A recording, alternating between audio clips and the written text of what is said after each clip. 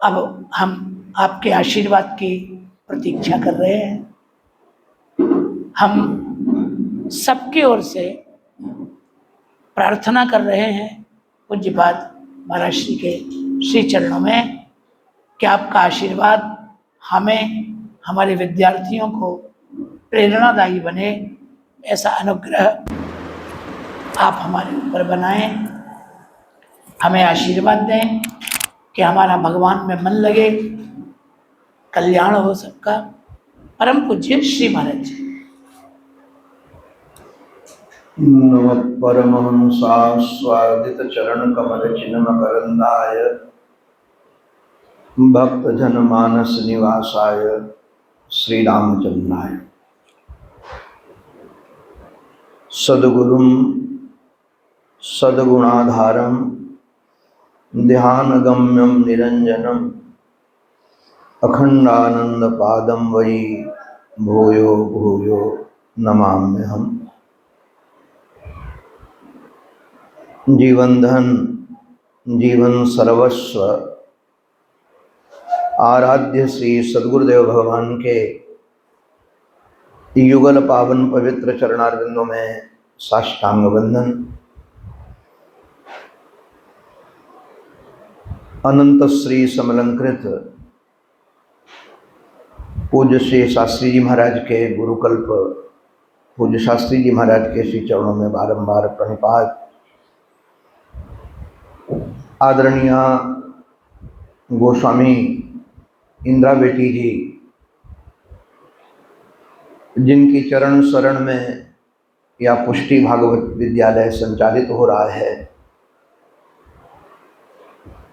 जिसमें शास्त्र परंपरा के आधार पर, गुरु परंपरा के आधार पर हमें ज्ञान प्राप्त हो रहा है। बहुत दिनों से एक पीड़ा भी थी और एक अभाव भी था कि श्रीधाम वृंदावन श्रीमद् भागवत महापुराण का केंद्र है। वाराणसी में पूज्य श्री डोंगरे जी महाराज की कथा श्रवण करने के बाद भागवत का अध्ययन करने का मन हुआ, उनके श्री चरणों में गया तो उन्होंने कहा तुम श्रीधाम वृंदावन जाओ। वृंदावन निश्चित रूप से श्रीमद् भागवत महापुराण के स्वाध्याय अध्ययन चिंतन का एक केंद्र रहा है। यहाँ आकर के लगभग 3 वर्षों तक परम वैष्णव अनंत श्री समलंकृत श्री रामानुजाचार्य जी महाराज के चरणों में बैठकर भागवत सुनने का अवसर मिला। एक दिन गुरु जी के साथ में डंडी आश्रम से आ रहा था, उनका रिक्शा आया नहीं था तो पैदल ही आ रहे थे। तो बहुत ख्याति संपन्न किसी व्यास जी महाराज की कथा होगला आश्रम में चल रही थी। गुरु जी ने कहा कि चलो कथा सुन लेते हैं। बड़े सरल थे, आपने तो दर्शन किया होगा। हम लोग करीब पौन घंटे वहां खड़े रहे। 4-5 विद्यार्थी और भी थे। वो व्यास जी का एक भजन चल रहा था, बड़ी दूर नगरी बड़ी दूर नगरी, कैसे आऊं रे कन्हई तेरी गोकुल नगरी। वो पौन घंटा वही चलता रहा। वाह! तो महापुरुष थे गुरु जी ने वहां से निकलते हुए एक टिप्पणी की कि इन्हें भागवत सप्ताह नहीं संकीर्तन सप्ताह नाम देना चाहिए था। वाह, सही बात है, इतना ही, सही बात। फिर उन महद पुरुष के बाद जाने के बाद श्री सुदर्शन जी महाराज, वो उनके जाने के बाद वृंदावन में एक भागवत की परंपरा अस्थिर सी हो गई। कोई मूल पढ़ाने वाला रहा नहीं। तो जब कभी हमें चर्चा सुनने को मिलती थी, कई बार मेरा मन होता है कि कुछ समय हो तो हम बैठ कर के पाठ श्रवण करें। तो स्थान दूर भी है और सेवा का गुरुतर कार्य भी है और भागवत से प्रेम होने के कारण वो भी छूटता नहीं है। किंतु कई बार मन होता है कि गुरु जी के पास आकर के श्रवण करें, किंतु जैसे गुरु जी ने बताया कि हमने यहाँ पढ़ाना चालू कर दिया है तो हमें बहुत प्रसन्नता हुई। और मुझे एक बात जची कि कलयुग के लास्ट में विष्णु यश ब्राह्मण के घर भगवान का अवतार होगा कल्कि के रूप में। तो चिंतन ये आता है कि इतना घनघोर कलयुग समाप्ति की ओर जब होगा तो निश्चित रूप से उसका प्रभाव बहुत होगा, किंतु तब तक ब्राह्मण बचेंगे तभी तो ब्राह्मण के घर में अवतार होगा। सही बात। वाह। तो भले ही वृंदावन में इस समय अन्य प्रकार की प्रणाली चल रही, मुझे किसी की निंदा नहीं करना, किंतु भगवत कृपा से आप जैसे महापुरुष यहाँ पढ़ा रहे हैं, इन विद्यार्थियों का सौभाग्य है, सचमुच में आप लोगों का सौभाग्य है। और आप सबके ऊपर भगवान की कृपा है, क्योंकि बिना मूल के जुड़े हुए न तो फूल आते हैं न तो फल आते हैं। यदि कितना विशाल वृक्ष भी क्यों न हो, कितना फलदार वृक्ष क्यों न हो, यदि मूल से वह अलग हो जाएगा तो न उसमें फूल आएंगे न उसमें फल आएंगे। ऐसे भागवत की कथा यदि मूल से हट जाएगी तो जो इसका फल है न वह प्राप्त होगा, न जीवन में रसोत्पत्ति होगी। वाह, क्या बात। इसलिए मूल से जुड़े रहना है। और मैं तो एक बात और विद्यार्थियों को कहता रहता हूँ गुरु जी, कि प्रवचन में यदि भक्ति ज्ञान वैराग्य नहीं है तो प्रवचन बांध है। सही बात है, सही बात। जैसे सूत जी महाराज ने स्पष्टम कहा, यदि धर्माचरण करते करते भक्ति उत्पन्न नहीं होती, नोत्पाद्यते यदि रतिम श्रम एव ही केवलम। यदि धर्माचरण करते करते भगवत चरणारविंद में रति नहीं होती तो वह धर्म नहीं, वह श्रम है। ऐसे ही प्रवचन सुनकर भगवान से प्रेम न हो, भगवान के विषय में जानकारी न हो और जगत से वैराग्य न हो तो यह भागवत का प्रवचन भी बांझ ही है, ये फल देने वाला नहीं होगा। और यह प्रवचन की श्रृंखला जब कोई 30 दिन में पढ़ा देगा, 6 महीने में पढ़ा देगा और पैसा लेकर के पढ़ाएगा तो पेट भरने का ही साधन बनेगी, भगवत भक्ति का साधन वह बन ही नहीं सकती। हमको तो कई बार रोना आता है, हमारे गुरुजनों ने गुरुजी कभी कुछ लिया नहीं, कभी कुछ नहीं लिया, कभी मांगा नहीं कि हमको इतने रुपए महीने चाहिए। यहां तक कि हम कभी लेकर के भी पहुंचे तो कहते थे तुम विद्यार्थी हो, तुम विद्या अध्ययन करो, यही हमारी दक्षिणा है।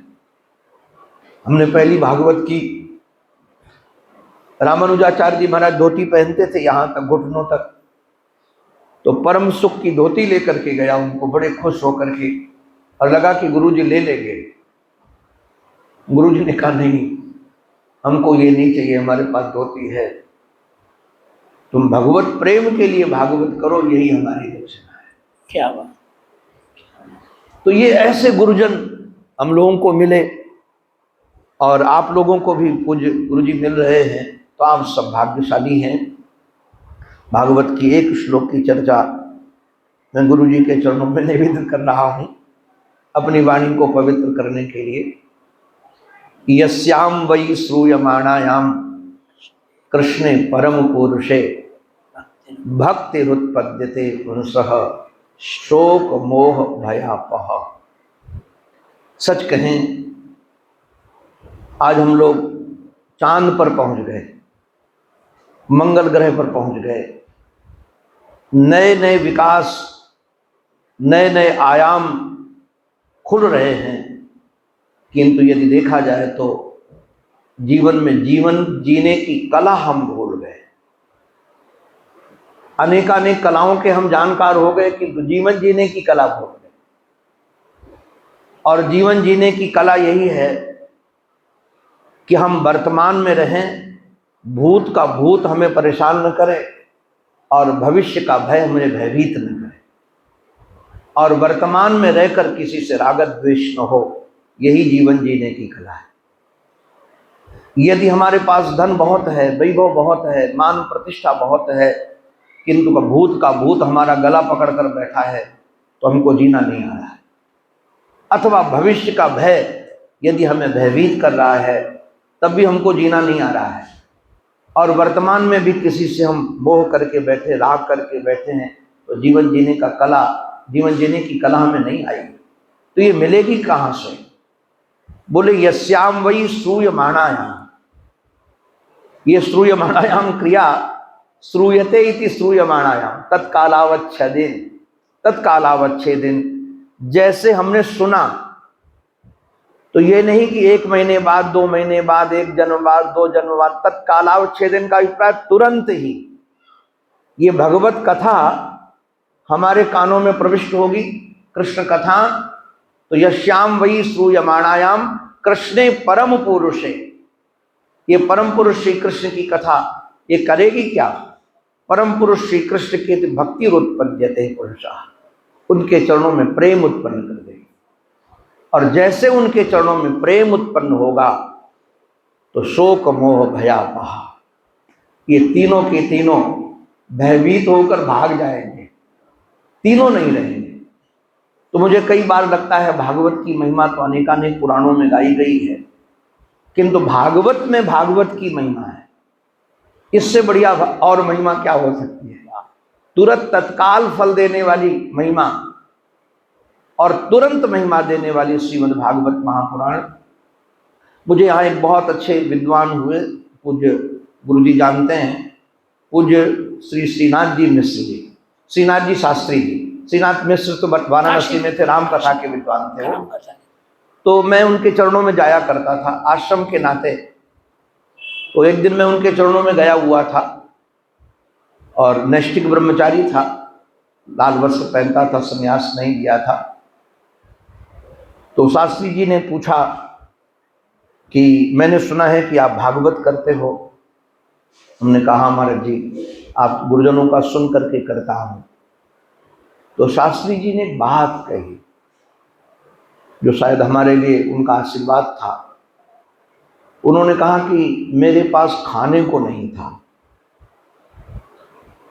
तो मैं श्री हरि बाबा जी महाराज के पास गया था। उन्होंने वाराणसी भेजा और भागवत का अध्ययन किया।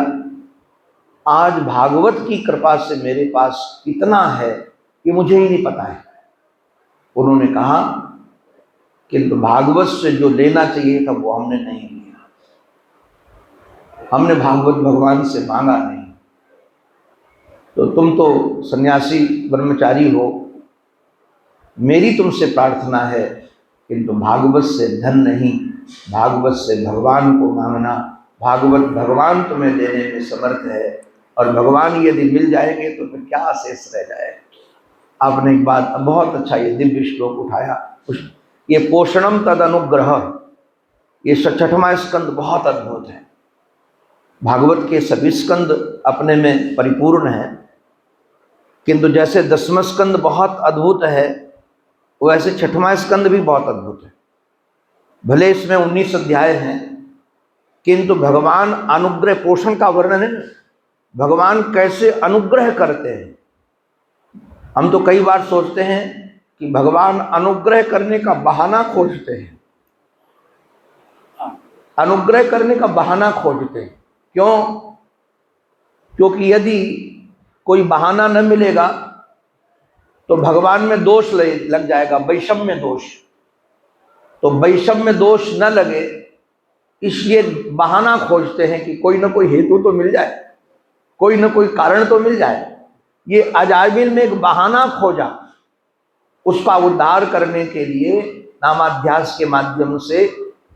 एक टीकाकार को मैं पढ़ रहा था, शायद विश्वनाथ चक्रवर्ती जी महाभाग, उन्होंने लिखा है कि दूरे कीडनका सक्तम पुत्रम नारायणा भयम, तो लिखते हैं दूरे वैकुंठे क्रीड़ा सक्तम लीला सक्तम। दूर वैकुंठ में क्रीड़ासक्त, लीलासक्त भगवान को उन्होंने पुकारा।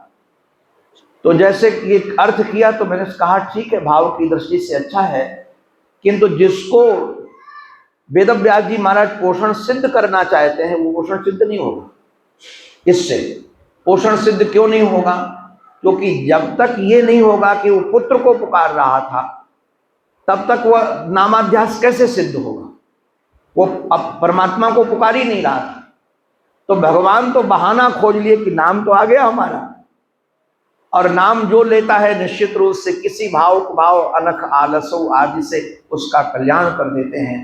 तो हर दृष्टि से इसलिए श्री आचार्य चरण भगवत पाद श्री वल्लभाचार्य जी महाराज की व्याख्या 6वें स्कंद में नहीं है, किंतु उसके बाद भी उनके आचार्यों ने ये 4 श्लोकों की व्याख्या की है, जिसको वृत्त चतुष्टयी के नाम से हम लोग जानते हैं। क्योंकि यदि वृत्त चतुष्टयी जैसा भाव भी जीव का बन जाए तो निश्चित रूप से भगवान उसके लिए जैसे वहां उतर कर आए थे यहाँ भी उतर कर आ जाएंगे। भाव हमारा बन जाए, दासानुदास बन जाए, भगवत विरह के कारण हमारा चित्त उनके लिए तड़फने लगे। और तड़फन में भी जो 3 बातें रखी हैं वृत्त चतुष्टयी में बहुत अद्भुत हैं, आप गुरु जी के मुखारविंद से सुनेंगे। हमारे ऊपर तो गुरु जी की बड़ी कृपा है और रोज हमको भेज देते हैं लिंक, तो हमको सुनने को मिल जाता है। तो जैसे हमको जब भी नींद खुलती है हमारी तब मैं सुन लेता हूँ। और अभी तो सच कहें, आपके सन्मुख नहीं कह रहे महाराज जी, हमने तो कुछ भाव पढ़े हैं अष्टछाप कवियों के। आपकी कविता में अष्टछाप की छाप है, आपके जो भजन अष्टछाप की छाप है। मैं सूरदास जी महाराज के भजन, कृष्णदास जी महाराज के भजन कभी पढ़ता हूँ, भाव उनके, और आपके भी जब लेख आते हैं और आपका बसंत छाप उसमें होती तो मैं जानता हूँ गुरु जी की रचना है। तो अष्टछाप कवियों की छाप है। तो हम लोग भाग्यशाली हैं कि गुरु जी करुणा करके यहाँ पढ़ाने के लिए आते हैं। आप लोग निश्चित रूप से इसका लाभ लो। मैं तो अगर हमको समय मिले तो मैं रोज आ करके चरणों में बैठ करके पढ़ूं। आज भी मेरा सन्मुख ही बैठने का मन था, किंतु हमको लगेगा कि वो ज़्यादा हो जाए, उतने तो नहीं लगेगा, इसलिए जहाँ आज्ञा की मैं बैठ गया। मुझे आपसे भागवत भी सुनने का मन है, चरणों में बैठकर कभी संयोग बनेगा ठाकुर जी की कृपा से तो मैं सन्मुख बैठकर संपूर्ण भागवत, क्योंकि हमने रामानुजाचार्य जी महाराज की भागवत संपूर्ण ऐसे बैठकर पढ़ा तो सही, किंतु पोथी लेकर सुना भी। यहाँ अपने हमारे श्री फूलडोल जी बाबा जी महाराज ने कराया था 15 दिन का। तो हम सब विद्यार्थी दौड़ दौड़, और हमारे विद्यार्थियों को बहुत लाभ होगा। यहाँ होगा तो विद्यार्थी आकर के उसका लाभ लेंगे कि कैसे पता चलेगा कि सप्ताह की सब मर्यादा में कैसे भागवत के रस को हम समेट करके पिरो करके पिलाया जा सकता है। ये गुरु जी के माध्यम से सुनने को मिलेगा। तो हम जल्दी प्रयास करेंगे कि वह लाभ हम सबको मिले और आश्रम में ही वह विधि रखी जाए। तो निश्चित रूप से ठाकुर जी की कृपा से यह सब संभव होगा। ये हमारे श्री कुमार वृंद भाग्यशाली हैं जो आपके मुखार वृंद से भागवतामृत का पान कर रहे हैं। हम सब लोगों का यह अमृत मिलता रहे, यही श्री ठाकुर जी के चरणों में, आचार्य चरणों के में प्रार्थना है। बोलो भक्त वत्सल भगवान की। आप सब ने बहुत बहुत अच्छा सुना है। और जितने विद्यार्थी हैं, हम राजीव से तो सुनते रहते हैं आनंद वृंदावन में, ये सप्ताह में कई बार सुनाते हैं। तो जब मैं होता हूँ तो ये सुनता हूँ। अवस्थी जी तुमने भी बहुत अच्छा सुना है, बहुत कम समय में और सार गर्भित। व्यास पद्धति वाले तो हमारे महाराज जी ने भी खूब बढ़िया रस दिया। उन्होंने नारायण भक्तमाली जी महाराज, नारायण महाराज दास महात्मा जो मामा जी थे जी, उनका नाम यही था। मामा जी का नाम नारायण दास भक्तमाली था। तो आपने भी, सब बच्चों ने हमारे खूब खूब रस दिया, पता ही नहीं चला समय कब हो गया। इन छोटे बच्चों ने, उपाध्याय ने तो गुरुजी ने कहा ही हमारे कि व्यास शैली में बड़ा बढ़िया सुनाया इन्होंने। सभी बच्चों ने खूब खूब रस दिया। ये जब बच्चे बोलते हैं तो निश्चित रूप से गुरु की ही पहचान होती है और गुरुजन प्रसन्न होते हैं उनकी वाणी से, उनकी क्रियाओं से। गुरुजनों का ही आशीर्वाद झलकता है। आप सबके जीवन में ये भागवत फलीभूत हो, आपके जीवन में यह रस प्रकट हो, यही श्री ठाकुर के चरणों में बारंबार प्रार्थना करता हुआ वाणी को विराम बोलो भक्त वत्सल भगवान की, सद्गुरुदेव भगवान की। पूज्य महाराज श्री के